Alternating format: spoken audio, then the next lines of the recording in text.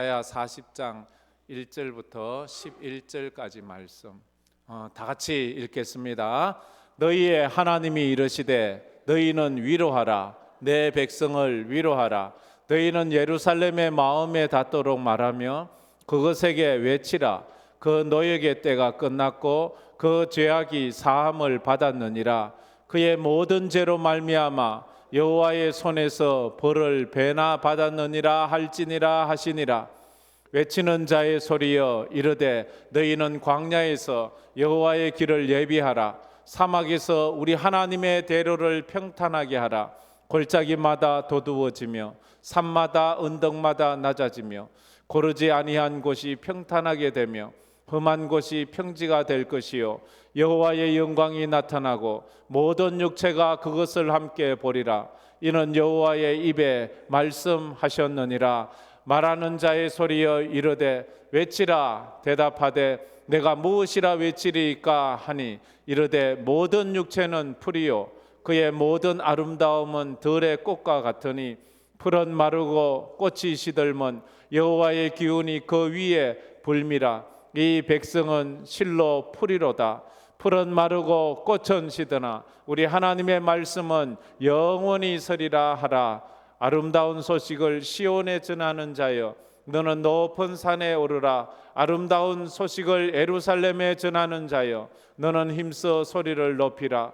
두려워하지 말고 소리를 높여 유다의 성읍들에게 이르기를 너희의 하나님을 보라 하라. 보라, 주 여호와께서 장차 강한 자로 임하실 것이요 친히 그의 팔로 다스리실 것이라. 보라, 상급이 그에게 있고 보응이 그의 앞에 있으며 목자같이 양떼를 먹이시며 어린 양을 그 팔로 모아 품에 안으시며 젖먹이는 암컷들을 온순히 인도하시리로다. 아멘. 내 백성을 위로하라는 말씀으로 좀 말씀을 드릴까 합니다. 한번 따라해 봅시다. 내 백성을 위로하라. 내 백성을 위로하라. 제가 이 말씀으로 이제 오후에 조금 이 이사야서 말씀을 전할까 하는데요. 2013년도에 SBS TV 드라마 중에 나온 그 드라마 중에 그 겨울 바람이 분다라는 그런 드라마가 있었습니다. 거기에 6살 때 뇌종양을 앓아 뇌종양 수술을 했던 그 아이가 커서 자기 스스로 이야기했던 그런 대화 중에 하나가 이겁니다. 내가 6살에 뇌종양에 걸려서 수술을 받아야 했을 때 내가 바랬던 것은 위로였다.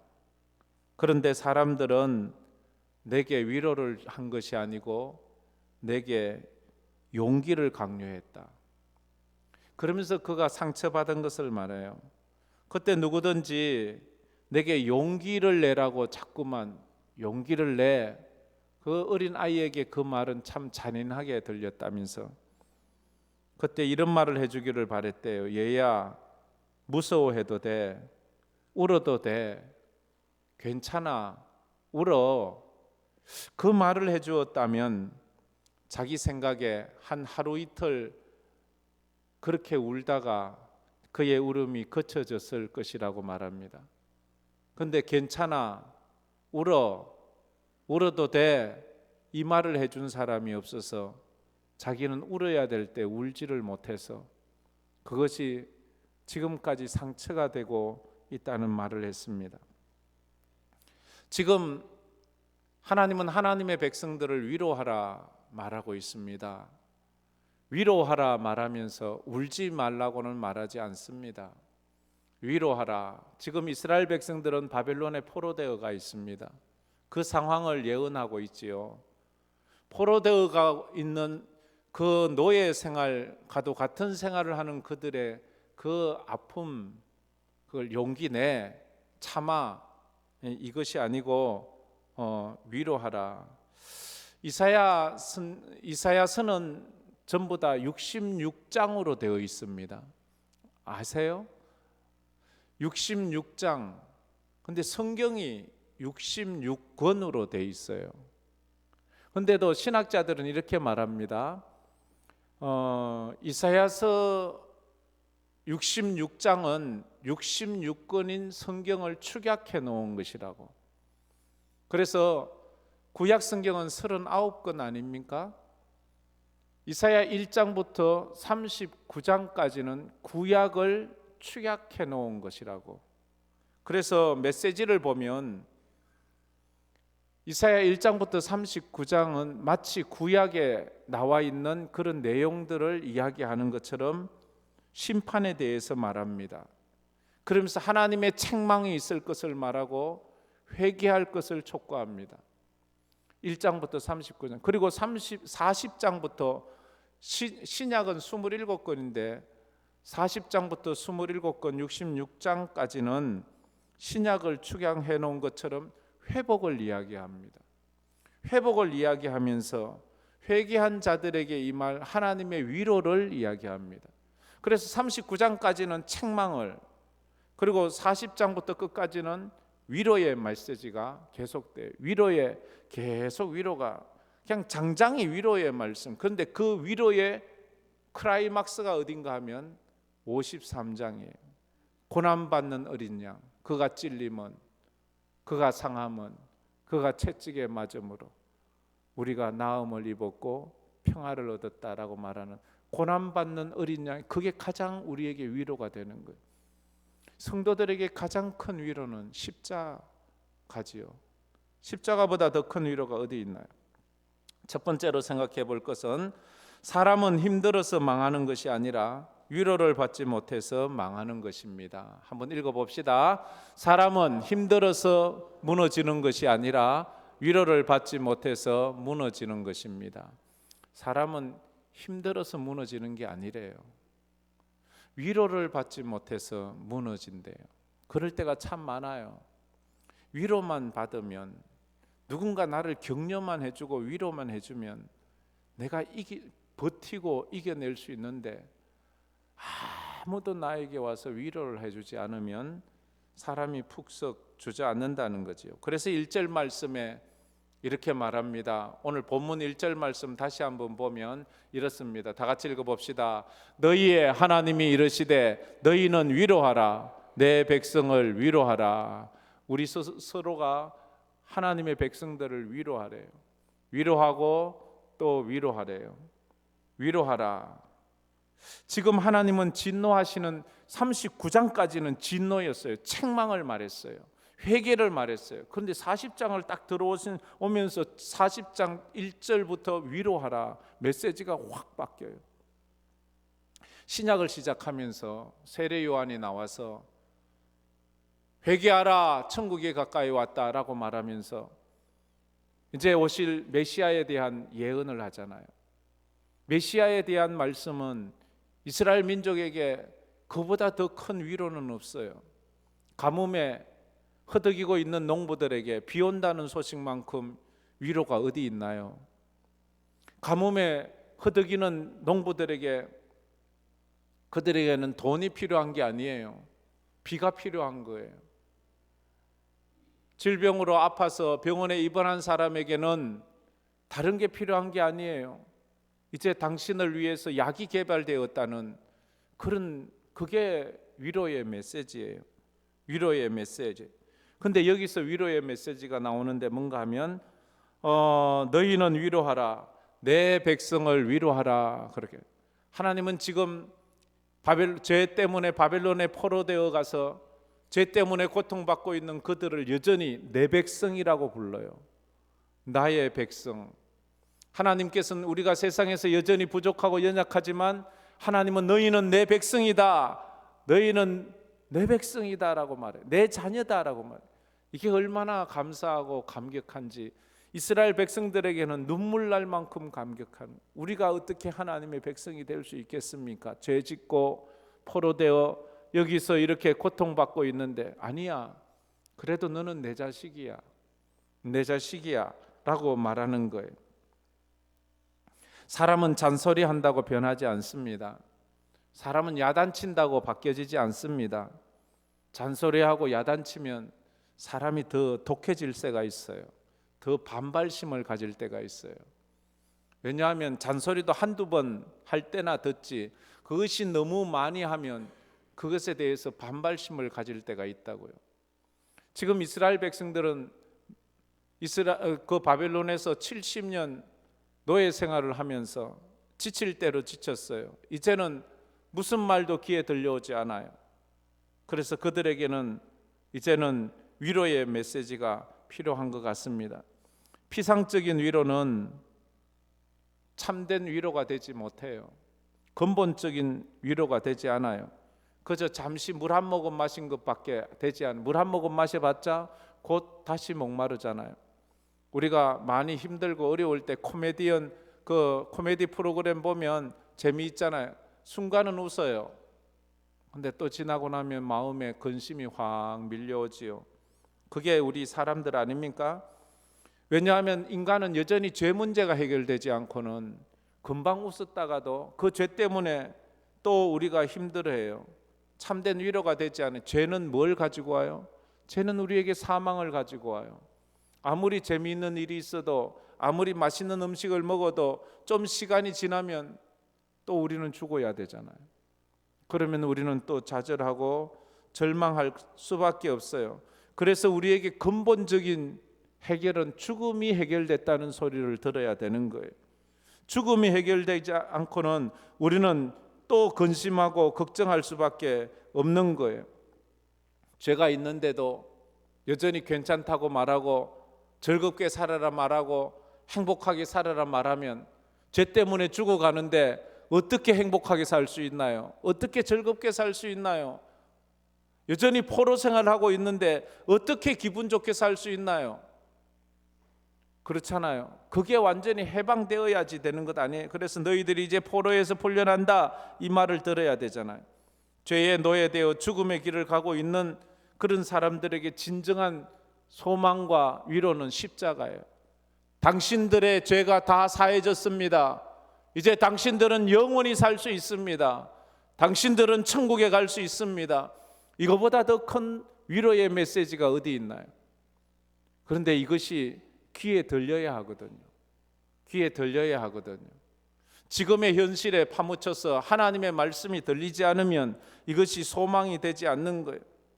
십자가를 통해서 우리가 경험하는 그 위로가 피상적인 위로가 아니라 진실된 위로가 될 때 십자가가 얼마나 크고 감격스러운지 그때야 아는 거예요. 그래서 예수님의 이 복음의 메시지 중에 이런 위로의 메시지가 있잖아요. 마태복음 11장 28절에 수고하고 무거운 짐진 자들아 다 내게로 오라 내가 너희를 쉬게 하리라. 여러분들은 이 말씀 읽으면서 눈에 눈물이 핑 돈 적은 없나요? 아직 그런 경험을 하지 않았다면 한번 십자가를 읽어보세요. 한번 이사야서 53장을 한번 읽어보세요. 거기에서 위로를 받지 못한다면 아직 나는 성경 말씀 십자가 복음을 보고 듣는 귀가 없구나 하는 그런 것을 알면 됩니다. 지금 대한민국은 많이 힘들어하고 있습니다. 지금 대한민국은 용기도 있어야 돼요. 대한민국은 책망도 받아야 돼요. 그러나 지금 우리에게는 그것보다 위로가 더 필요한 때라 그래 생각을 합니다. 우리 모두가 위로가 필요하잖아요. 참 이건 우리에게 어쩌면 절망적인 말이기도 해요. 새해가 시작된 지 이제 보름밖에 지나지 않았는데 벌써 지쳤다니, 그럼 남은 그 11개월하고 보름을 뭘 어떻게 살아가란 말이에요. 한 달도 지나지 않았는데. 그러나 우리가 이럴 때 더 하나님의 말씀으로 살아가야 돼요. 옆 사람들 한번 보세요. 그러면서 힘내세요 한번 해보세요. 자, 힘내세요. 힘내세요. 예, 우리가 힘을 내야 돼요. 그래서 교회에 온 거예요.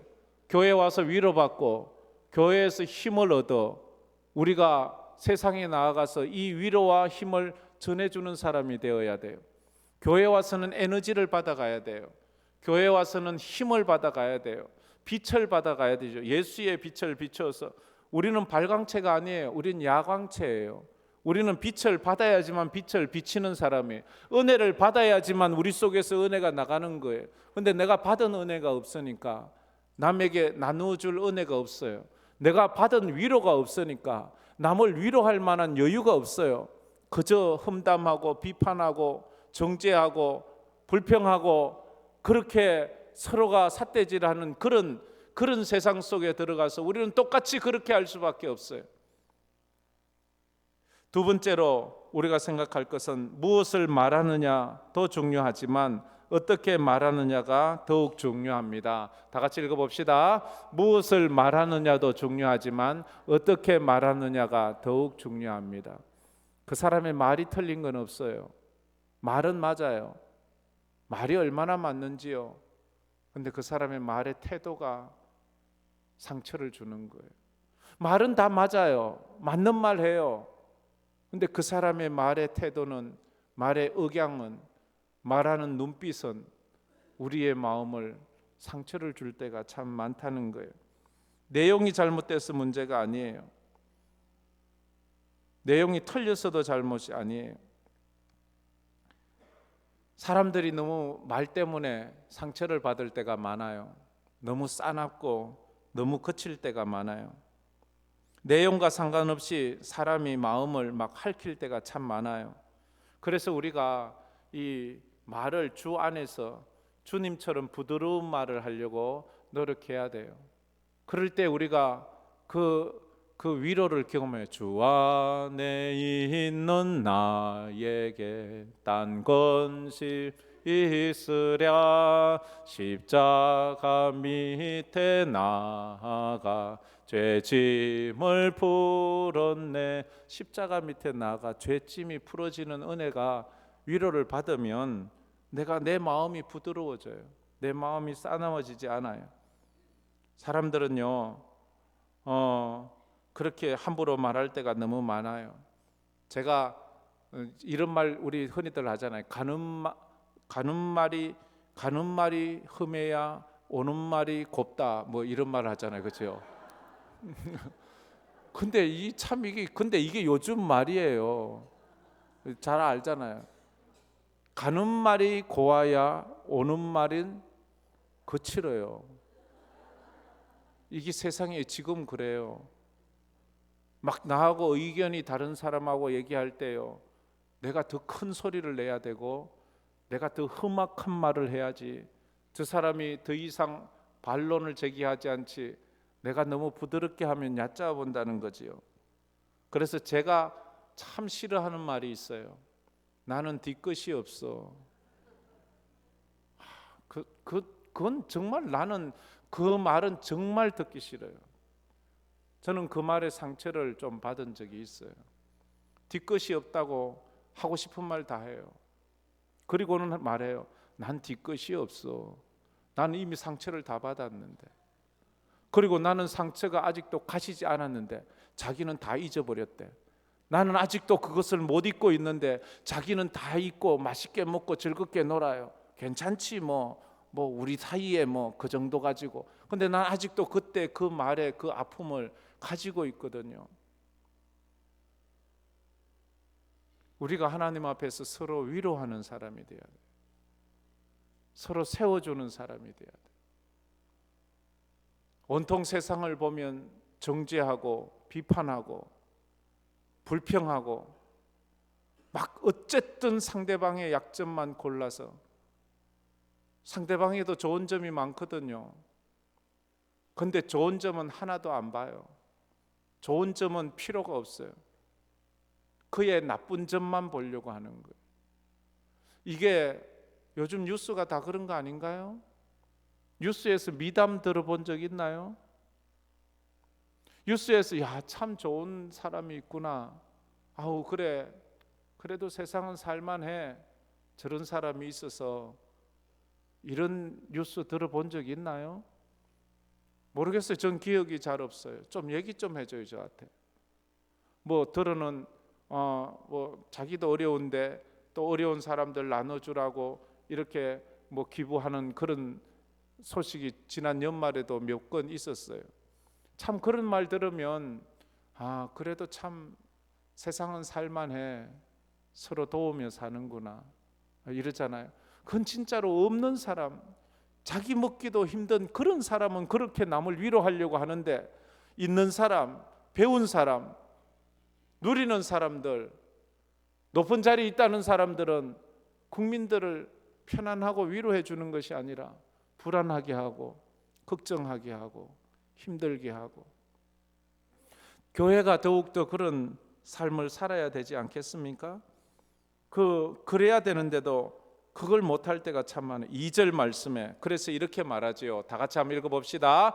너희는 예루살렘의 마음에 닿도록 말하며 그것에게 외치라. 그 노역의 때가 끝났고 그 죄악이 사함을 받았느니라. 그의 모든 죄로 말미암아 여호와의 손에서 벌을 배나 받았느니라 할지니라 하시니라.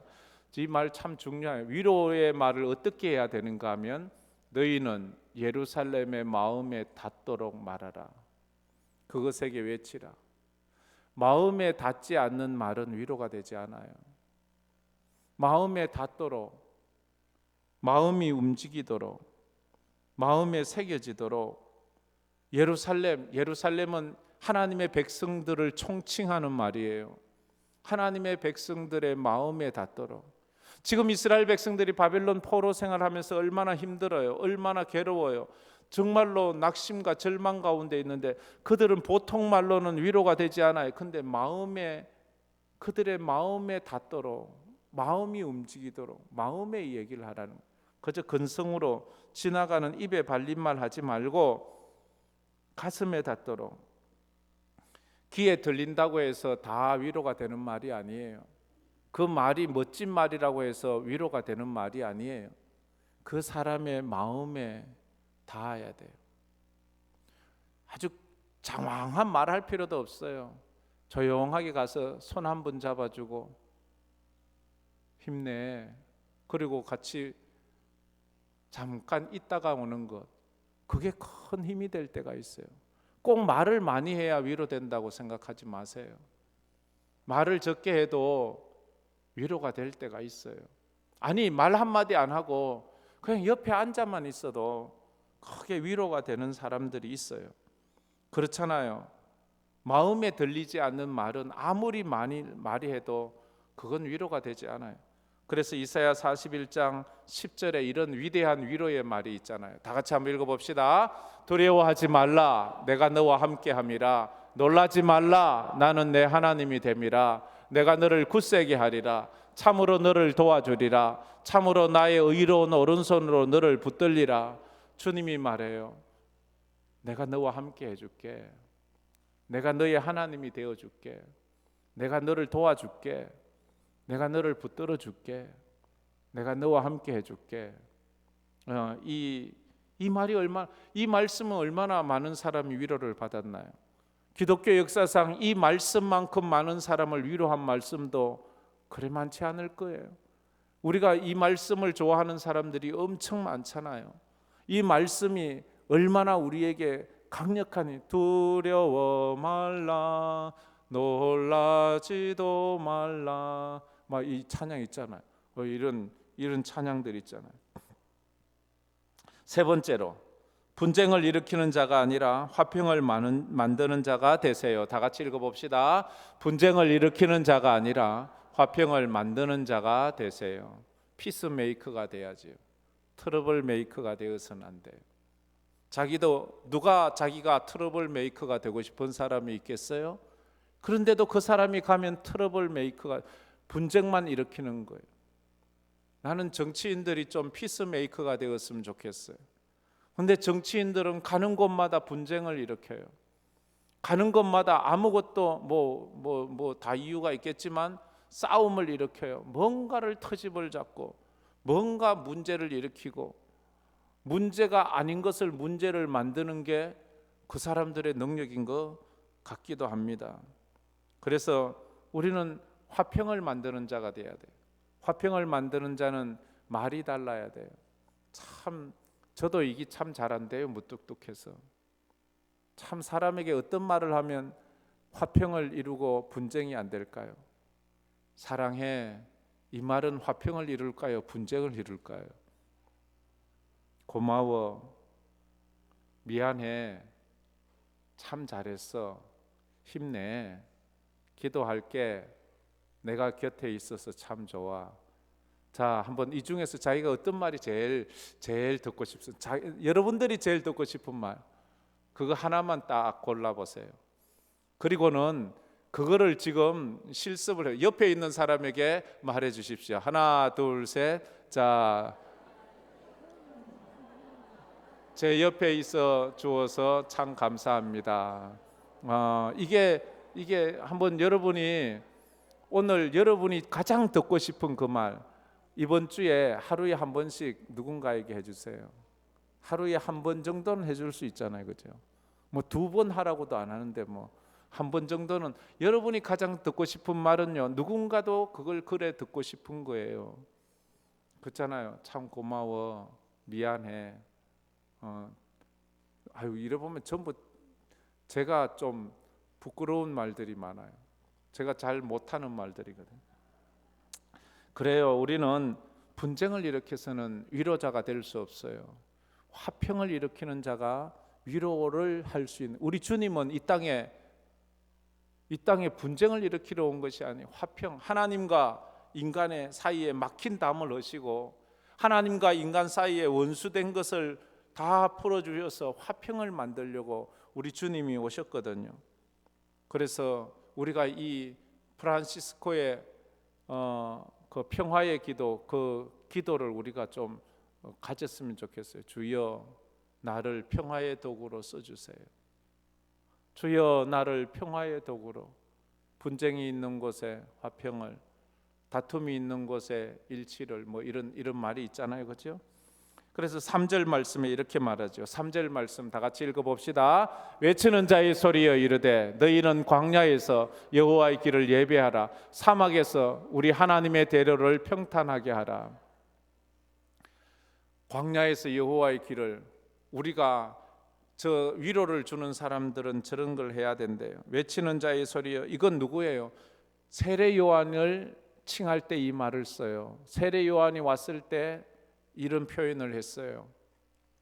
세례 요한이 메시아가 온다는 예언을 하고 그 말씀을 선포할 때 그 말씀이 백성들에게 위로가 되어 사람들은 세례 요한의 메시지를 들으려고 광야로 나갔어요.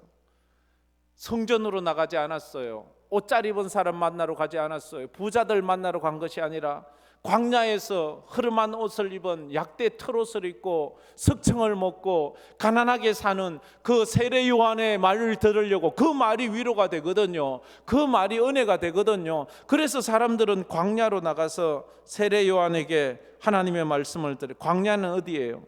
피곤한 인생이 사는 곳이에요. 병든 인생이 사는 곳이 광야예요. 실패한 인생들이 사는 곳이고 아픈 인생, 외로운 인생들이 사는 곳을 광야라고 치네요.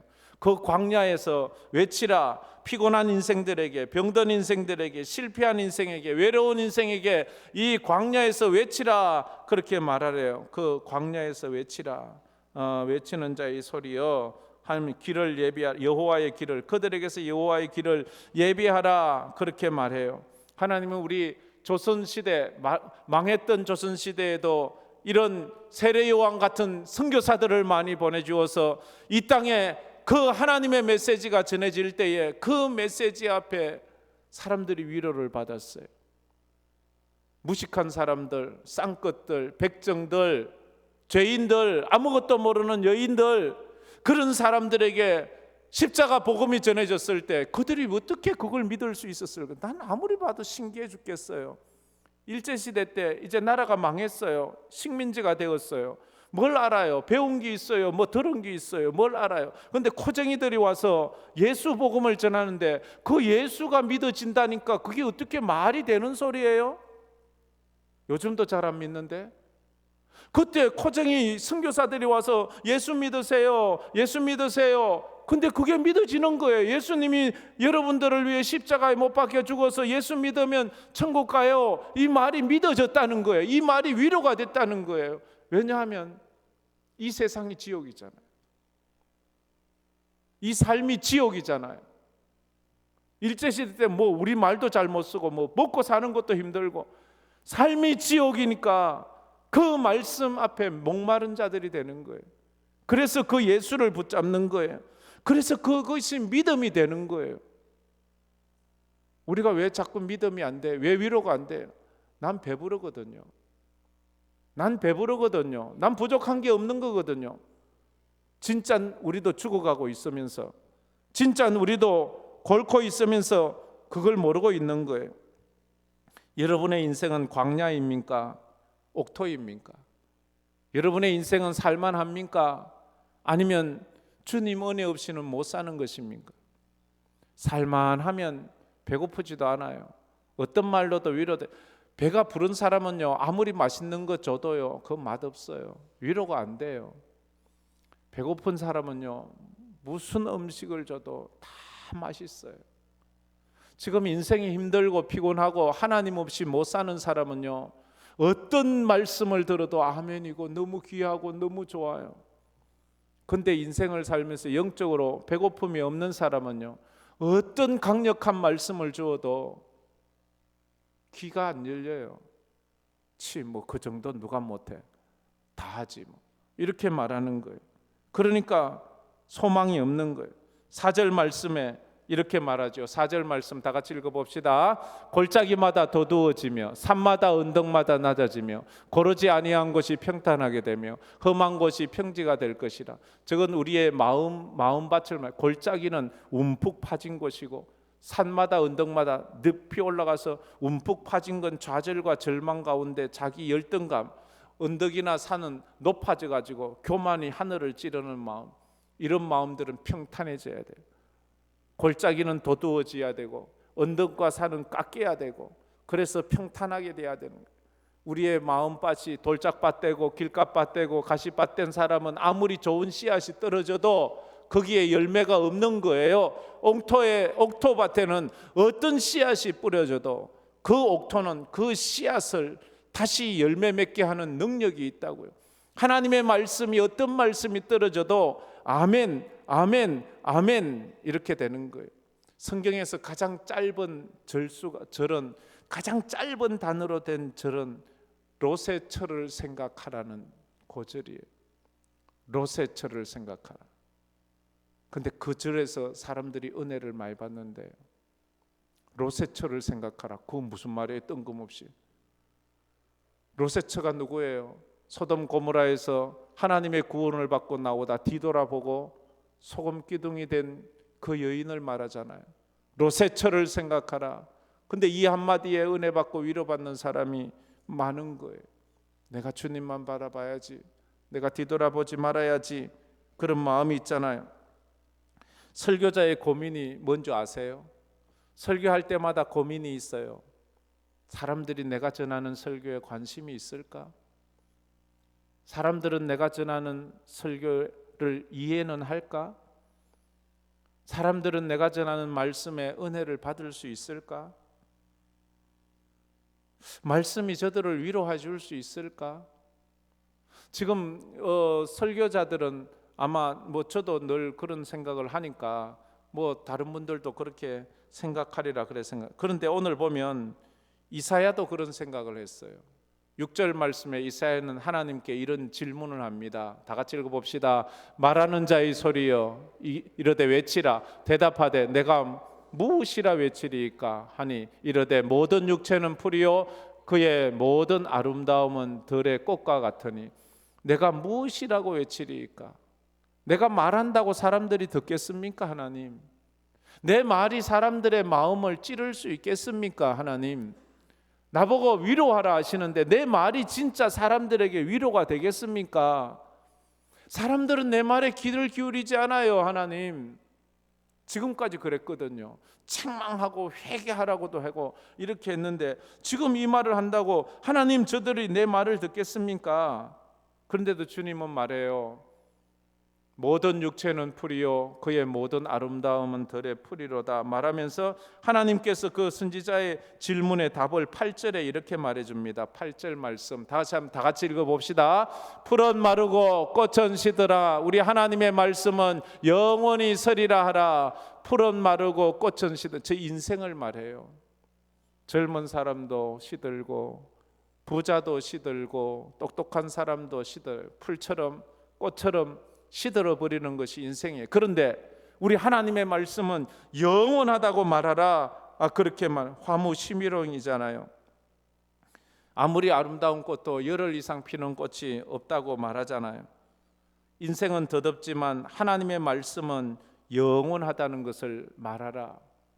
이 세상의 인생은 덧없이 흘러가지만 하나님의 나라는 영원하다고 말하라.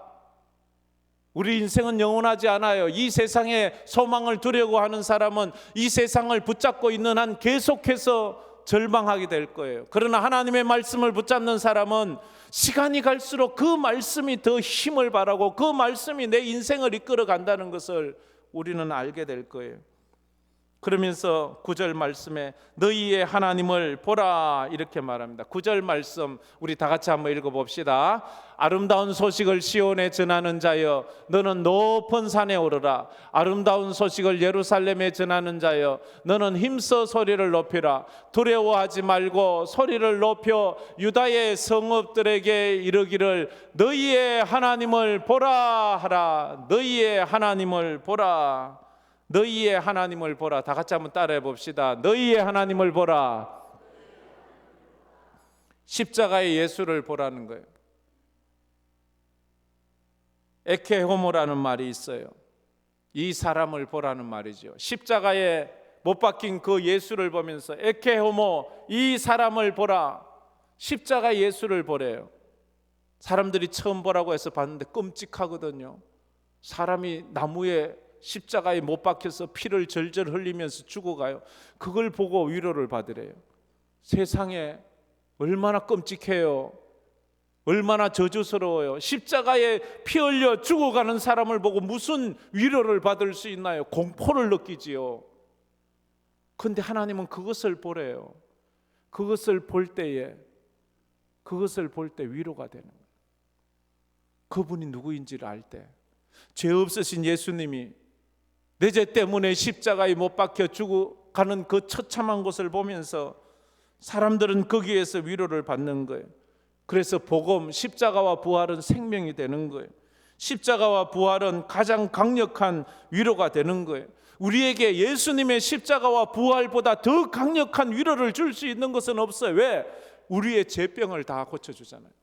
지옥 갈 나를 천국 가게 해주잖아요. 그래서 내가 절망 가운데 있어요. 내가 지금 아무리 배불리 먹어도 지옥 간다면, 내가 아무리 오래 살아 100년 1000년을 산다 한들 그 다음에 지옥 간다면 그게 나에게 무슨 소망이 있어요? 내가 아무리 내 인생이 잘 펴서 호의호식한들 내가 지옥 간다면 내가 어떻게 소망 중에 살 수 있어요?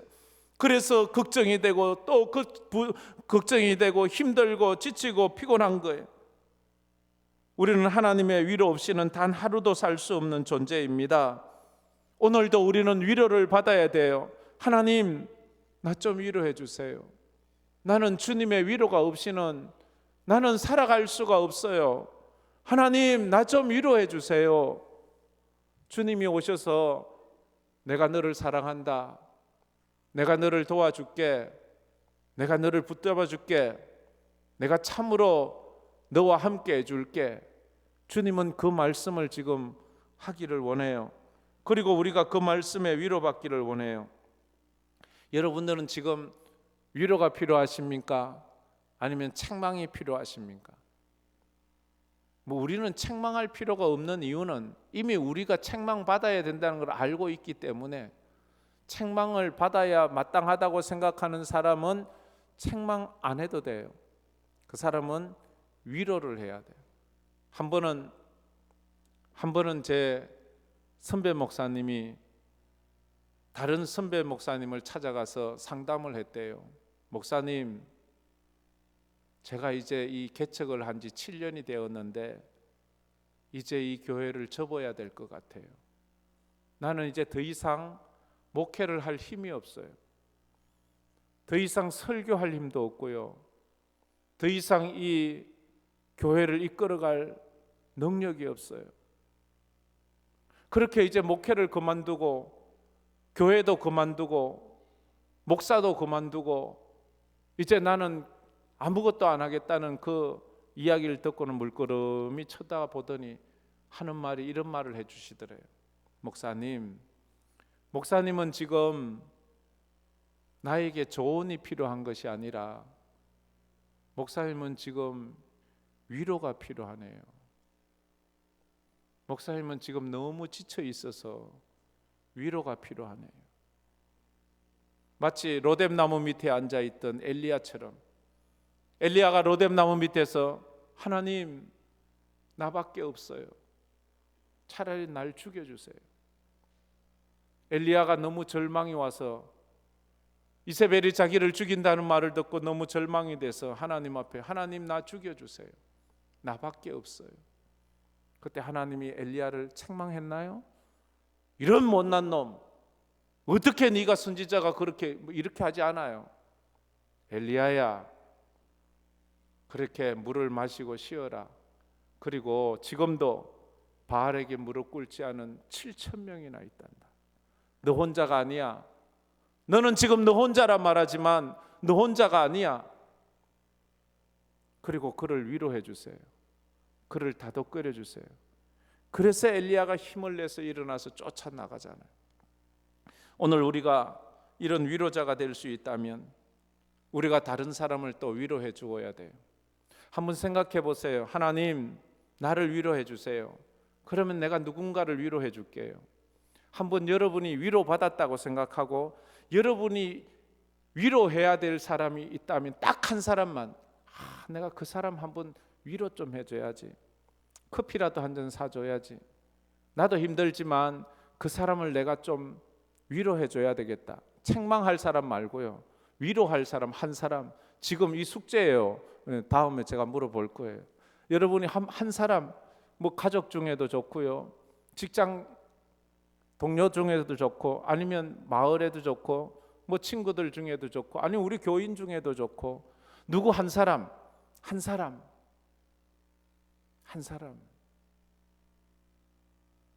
참 목사가 돼서요 어떨 때 마음이 아플 때가 참 많아요. 내가 별로 도움이 안 되는 것 같아요.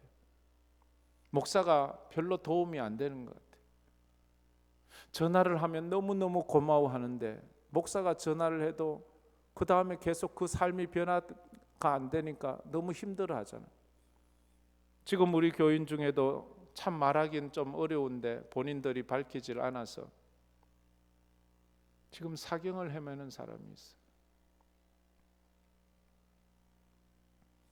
그런 분들은 무슨 말로 위로를 해줘야 되나요? 제가 무슨 벌떡 이렇게 세울 수 있는 능력이 있다면 그렇게 할 수 있지만 그게 안 되잖아요. 그게 제 능력이 그게 하나님께서 해주셔야 되잖아요. 그래서 위로자가 되려면 내 능력이 중요한 게 아니고 내가 위로를 받아야 되더라고요. 내가 한번 하나님 앞에 진하게 위로를 받으면 그게 위로가 되는 거예요. 그게 위로가 돼. 나도 그랬어 하는 그 한마디. 그래서 올해 또 이 한 주간 우리가 트러블 메이커가 되지 말고 피스 메이커가 되기를 바랍니다.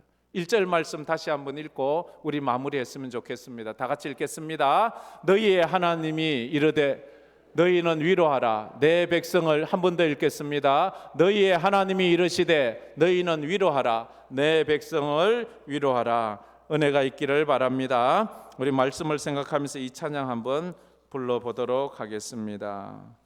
주여 우린 연약합니다. 오늘을